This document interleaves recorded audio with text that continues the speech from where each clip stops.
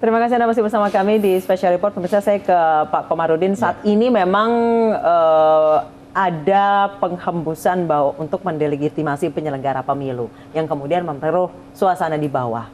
Mungkin maksudnya adalah terus mengawal jalannya perhitungan suara. Namun diksi yang dikeluarkan itu justru mengisyaratkan mendelegitimasi penyelenggara pemilu yang kemudian menjadikan perpecahan ini seakan kompetisi belum selesai gitu. Iya. Yang pertama ingin saya tekankan ya, bagi saya siapapun nanti pemenangnya, saya akan dukung, akan support siapapun. Karena itulah hasil proses demokrasi. Nah, yang kedua, mungkin ucapan menggembosi itu ibarat tukang ronda malam hari ya. Tukang ronda itu kan kalau ada maling biar nggak jadi maling, gitu kan. Itu dalam bentuk pengawasan. Tapi bagi masyarakat bahasa-bahasanya kadang-kadang kurang bijak. Seakan-akan kan jadi provokasi. Betul. Dan yang itu yang rugi adalah bangsa kita sendiri. Sebab apa? Kalau niatnya itu ingin memperkuat dengan cara mengawasi, sekarang ini yang diawasi prosesnya, kinerjanya saja, mumpung belum selesai.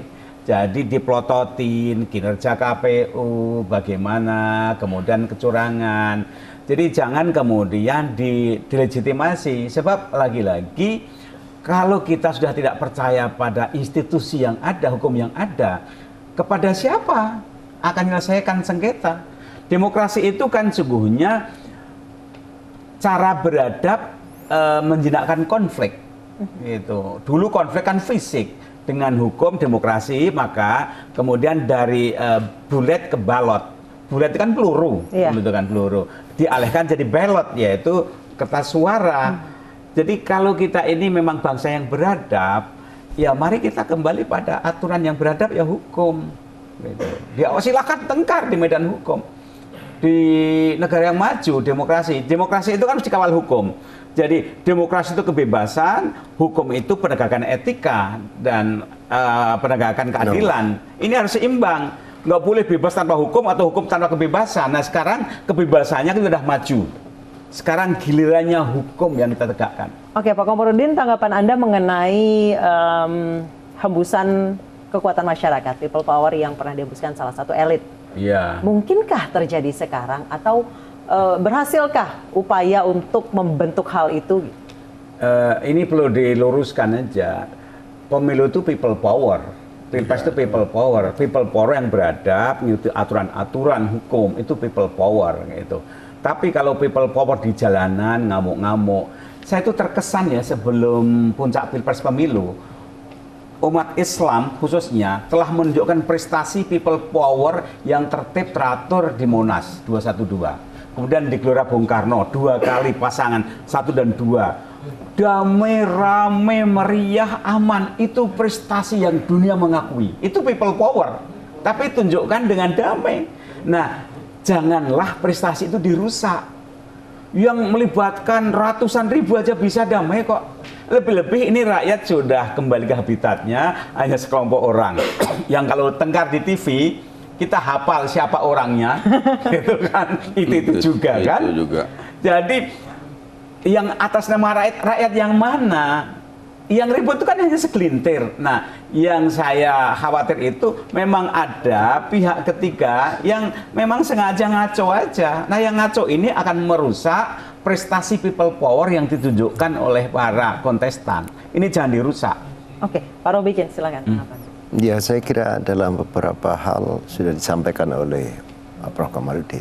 Jadi suksesnya pemilu, apakah itu pilpres pileg, itu harus bisa diukur dari 2 hal.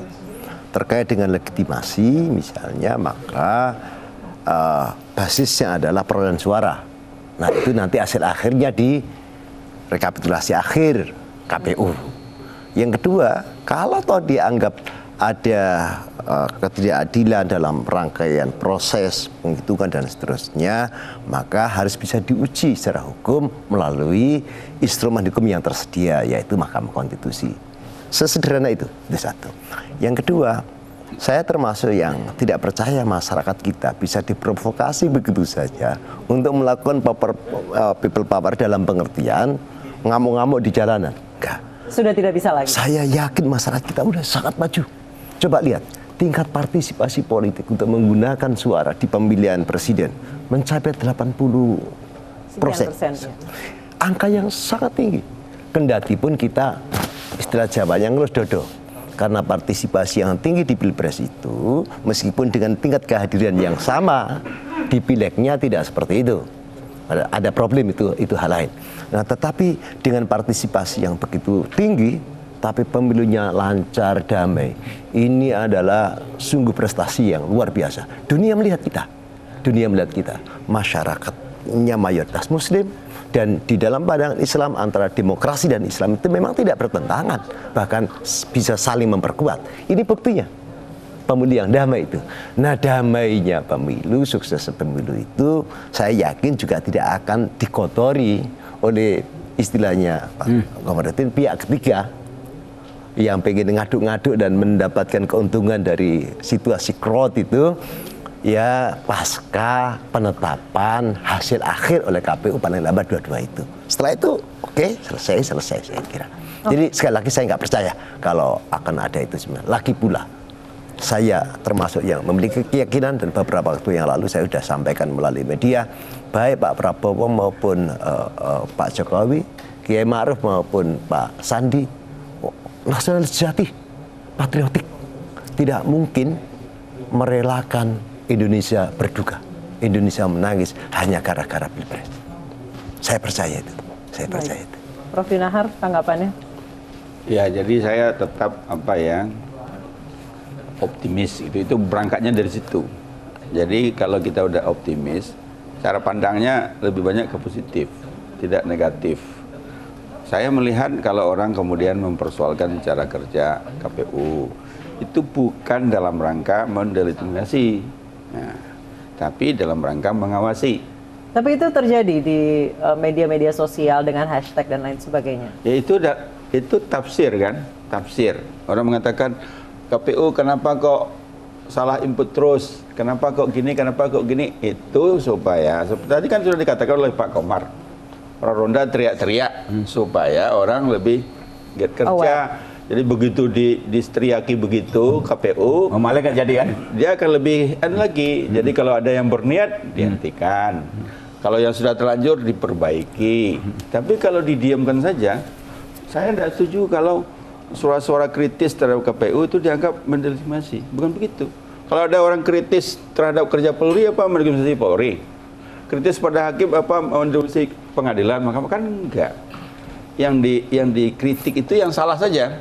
Nah, kalau yang salah orangnya, cara kerjanya, tapi jangan dibawa ke lembaga. Enggak, saya tidak percaya kalau bangsa Indonesia mau ada kelompok yang mengelegitimasi KPU, karena semua tahu KPU ini penyelenggaranya, ya, ada KPU-nya, ada Bawaslu-nya, nanti ada MK-nya, bahwa kemudian, nanti kalau dibawa ke MK apa bisa netral, apa bisa jujur, adil, itu bagian dari teriak-teriak awal biar tidak menyimpang.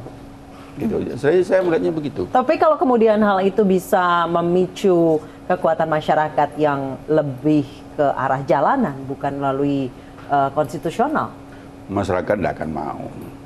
Kan tadi sudah dikatakan ini tinggal kompetisi elit. Kalau rakyat sudah selesai, dia sudah berbondong-bondong ke TPS dengan damai dan menjalankan tugasnya. Nah, sekarang elit lagi yang kita lihat, kita nilai lebih pintar elit apa rakyatnya. Kita bisa lihat kalau rakyat sudah terbukti nggak ada yang berantem di TPS, ya. Nah, sekarang elit pun sebenarnya kalau dia berantem di TV itu cuma pura-pura aja. Nggak ada yang serius berantem. Jadi perlu diberi pengertian kepada masyarakat. Kalau lihat ada elit-elit tertentu di TV ini kayak berantem, itu sebenarnya mereka tidak berantem. So kalau tidak percaya, mari kita datang ke studio. Kayak tadi dikata Pak Komar kan, berantem di dalam, di luar sudah akrab lagi. Di WA juga begitu. Habis itu ngajak, ayo ngopi yuk. Gitu. Oke, saya ke Pak Komar. Pak Komar, saat ini apa sih sebenarnya tugas elit politik yang memang sampai saat ini masih narasi-narasi diksi-diksi yang digunakan memang cenderung untuk memprovokasi masyarakat? Seberapa urgensi mereka harus segera merubah narasi-narasi tersebut? Saya mungkin terlalu keras ya ngomong ya, bahwa parpol itu gagal, tidak memainkan perannya secara baik. Parpol itu lahir era reformasi kan kritik terhadap Orde Baru, yang otoriter, yang korup, yang nggak transparan. Jadi semangat reformasi itu kan semangat membangun kompetensi, transparansi, profesionalisme, meritokrasi. Sementara parpol itu haknya membuat kebijakan besar sekali di DPR itu. Memilih menentukan presiden itu kan parpol juga. Kemudian sekian kebijakan parpol. Nah, pertanyaannya, ketika tugas parpol itu membangun demokrasi yang sehat, membangun integritas, meritokrasi, apakah dalam tubuh parpol itu juga berlangsung demokrasi? Apakah meritokrasi juga berlaku dalam tubuh parpol? Apakah rekrutmen kader-kadernya juga ada standar yang baku? Sebagian parpol kan jatuh di tangan dinasti. Jadi bagaimana kita mengharapkan membangun demokrasi yang sehat kalau aktornya saja tidak punya, dalamnya tidak punya kultur demokrasi? Gitu. Nah itu kalau saya ditanya tentang parpol, apakah yang jadi caleg itu kader parpol? Enggak, mereka pindah-pindah. Jadi ke depan kalau mau diperbaiki parpol itu, syarat misalnya di DPR telah berapa tahun di situ, keuangannya bagaimana dan sebagainya. Ini kan perlu diatur. Karena apa? Tugas parpol itu membangun demokrasi yang sehat. Kalau tubuhnya nggak demokratis, bagaimana kan bangun? Ibarat apa ya? Gimana ya? Dokter yang nggak sehat suruh ngobatin orang, dia sendiri sakit-sakitan misalnya ya. Ini kritik saya pada parpol. Nah yang kedua, saya terima kasih ya kepada Pak Jokowi dan Pak Prabowo ya, yang telah berkorban berjuang untuk mensukseskan demokrasi. Mereka luar biasa pengorbanannya, dicaci maki, difitnah, wah macam-macam lah, dan mereka sampai sekarang tenang gitu. Nah saya berharap makanya tugas Pak Jokowi dan Prabowo dikit lagi apa? Mendamaikan pendukungnya gitu. Mereka akan dikenang siapapun yang jadi dan tidak negarawan. Siapa jadi terserah, ketika duanya tunjukkan mereka baik, dikit lagi tugas mereka, sukses. Sekarang udah sukses. Tapi sedikit lagi mereka akan dikenang sebagai tokoh negarawan, memberikan fondasi demokrasi. Oke, Pak Robikin, seberapa penting sih saat ini kedua tokoh dari Pak Jokowi Ma'ruf dan Pak Prabowo Sandiaga Uno untuk segera bertemu? Ya, bertemu itu adalah mengkonfirmasi pernyataan-pernyataan yang sudah disampaikan bahwa ya kita ini keluarga, saya mau kalah mau menang, setelah itu ya, persahabatan perkawanan masih tetap berlangsung. Nah pertemuan itu oleh publik akan dinilai sebagai konfirmasi atas pernyataan yang sudah disampaikan. Tapi kalau toh misalnya sekarang masih tertunda, saya kira masing-masing pihak juga sudah memberikan seruan damai. Pak Prabowo misalnya berkali-kali termasuk Pak Hasim dan beberapa tim suksesnya mengatakan seluruh pendukungnya tetap tenang, tetap apa. Sudah mengarahkan kepada upaya-upaya untuk mengawal KPU agar bisa bekerja lebih berintegritas, lebih profesional dan seterusnya dan seterusnya.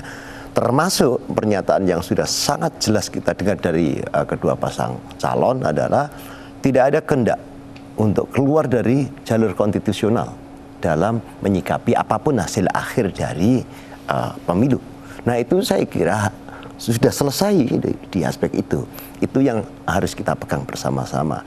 Dan itu tadi, kalau toh ada pihak ketiga yang disebut sebagai entah apa istilah tepatnya, ya saya berharap berhentilah. Baik, Prof. Yunahar, silakan. Ya saya kira TV termasuk iNews ya kalau mau berbuat sesuatu, saya lihat tadi kan agak khawatir tuh dengan debat-debat politisi yang mengompori. Kenapa nggak diadakan acara yang tidak debat? Jadi polisi-polisi yang selama ini berdebat terus, bertengkar terus di TV, Seru stand up comedy gitu. bikinkan acara, mungkin nyanyi bersama atau acara ramah tamah, tapi syaratnya diskusi boleh tapi nggak boleh masalah politik. Diskusi masalah musik, masalah seni, masalah bagaimana lingkungan hidup kita. Pokoknya yang santai-santai, perlihatkan pada masa ini loh orangnya yang suka bertengkar tuh sekarang bisa kalau Baik. iNews. Baik, jadi saat ini adalah waktunya bagi elit politik untuk saling bersalaman. Nanti ormas juga melakukan. Oke. Jadi Berawal Mari dari kita buat duluan Mbak Yuna. Ya. Muhammad ya. Berawal dari puncak pimpinannya yang kemudian diikuti oleh elit politik dan itu akan menyejukkan bagi seluruh masyarakat Ya. Indonesia dan apa yang terpolarisasi selama ini bersatu kembali. Ngomong-ngomong tadi soal stand up komedi di Ukraina, ada stand up comedian, komikus yang menang sebagai presiden. Kita akan bahas usai jeda berikut. Terima kasih Bapak-bapak atas kehadirannya malam hari ini. Makasih Pak Firhan, makasih Pak Komarudin, terima kasih Pak Robikin dan pemirsa, kami akan kembali usai jeda.